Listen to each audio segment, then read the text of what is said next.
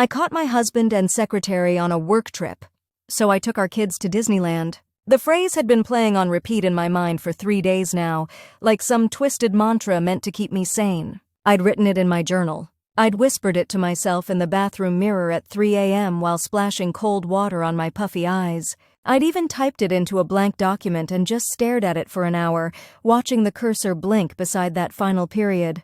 As if the next sentence would somehow explain how 15 years of marriage could evaporate in a single text message not meant for me. It was that damn group chat. Brad never logs out of anything. His phone password has been our anniversary for a decade.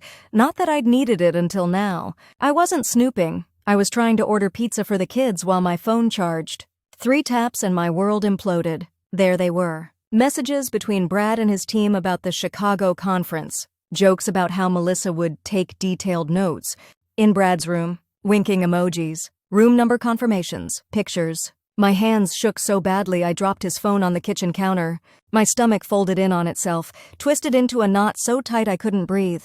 The kitchen, our kitchen, with its cheerful yellow walls and crayon drawings magneted to the fridge, suddenly felt foreign, like I'd stepped into someone else's life. The worst part? It made so much sense. All those late nights. The sudden interest in his appearance. The new cologne I'd actually complimented him on.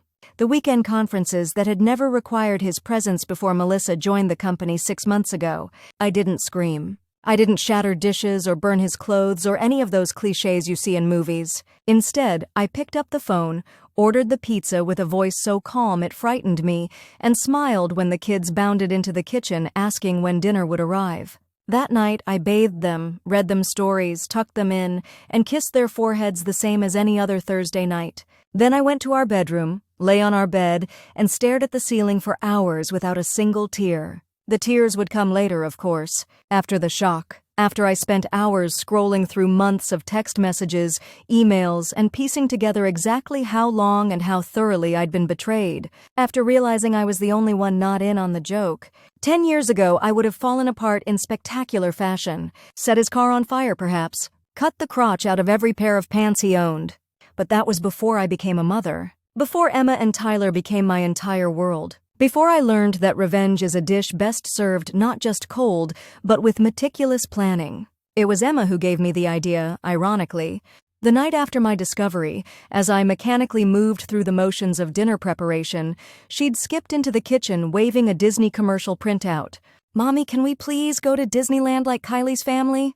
She said it's the happiest place on earth and I want to be the happiest girl on earth. I'd smiled distractedly, about to give my standard, "We'll see, honey," response when something clicked. Brad was meant to be gone for 5 more days on his vital business trip, with his secretary. 5 days during which he'd expect me to be here, maintaining our home, caring for our children, waiting faithfully for his return. 5 days during which I could be anywhere else. And not just anywhere, the happiest place on earth, with his children, while he was busy destroying our family.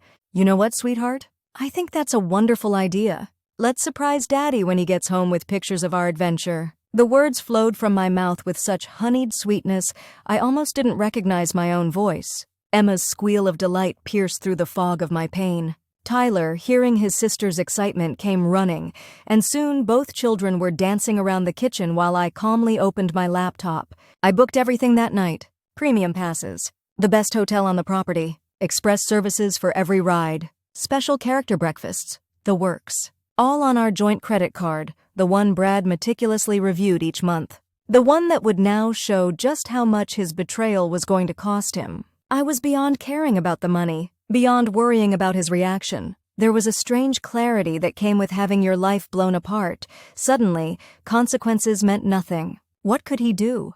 Be angry that I spent our money while he was spending his time inside his 20-something secretary? The thought actually made me laugh. A hollow, brittle sound that scared the dog enough to slink away from me. I booked our departure for the very next morning, early, taking the kids out of school without notice. Another thing the old me would never have done. The old me followed rules. The old me trusted. The old me was dead now, replaced by this clear-eyed stranger who was methodically planning not just a vacation, but the first step in whatever my life would become after this. That night, I slept soundly for the first time since my discovery. I dreamed of Mickey Mouse whispering secrets in my ear, his white-gloved hands patting me on the back, telling me this was just the beginning. When I woke, there was a smile on my face that felt unfamiliar, tight around the edges, dangerous. I packed our bags while the kids slept, moving through the darkened house like a ghost. Each item I placed in the suitcases felt like a declaration. The swimming suits, the sunscreen, the camera I hadn't used in years, still working perfectly when I tested it. I wanted documentation. I wanted proof. I wanted memories that explicitly excluded him. Brad had texted around midnight. The usual check-in. How are the kids? Hope everyone's good. Miss you all. I didn't respond. Let him think I was asleep. Let him think everything was normal. Let him think I was still the woman he married, the woman who would never find out, the woman who would never fight back. I woke the children at 5 a.m., turning on their lights and announcing with theatrical enthusiasm that they needed to get dressed for a special surprise. Their confusion quickly turned to chaotic joy when I explained we were going to Disneyland. Today. Right now. Just us. But what about Daddy? Tyler asked, his 7-year-old face scrunching with concern that nearly broke through my icy resolve. Daddy's busy with work, honey. This is our special adventure. We'll show him all our pictures when he gets home. Emma, at 9, was old enough to sense something unusual in this spontaneity, but young enough to be overwhelmed by the excitement. She didn't question our sudden departure, just threw her arms around my neck and squeezed so tightly I felt my first genuine emotion in days. Fierce, protective love. As we backed out of the driveway, the morning sun just beginning to lighten the sky, I glanced at our house. The house Brad and I had saved for, renovated, turned into a home. For a moment, I felt a wave of grief so powerful I nearly turned around, nearly called the whole thing off, nearly fell back into the pattern of forgiveness and accommodation that had defined too much of my marriage. Then my phone buzzed with a text from Brad.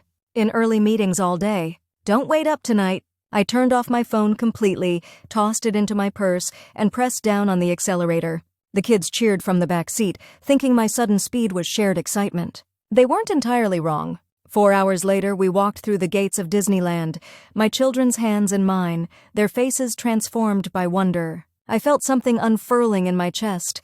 Not happiness exactly, something sharper, something with teeth. As I watched Emma run toward the castle, her blonde hair streaming behind her just like mine had at her age, I realized what I was feeling. Power. For the first time since reading those messages, I wasn't a victim. I was taking control of the narrative.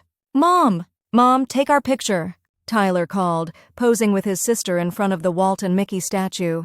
I raised the camera, focusing carefully, making sure to get the perfect shot. The first of many, many pieces of evidence I would collect over the next 5 days. Evidence of joy, evidence of absence, evidence of what Brad had thrown away for a few nights with Melissa. Through the viewfinder, I saw my children's genuine smiles, the beginning of memories they would cherish forever. I pressed the shutter and whispered to myself, "This is just the beginning."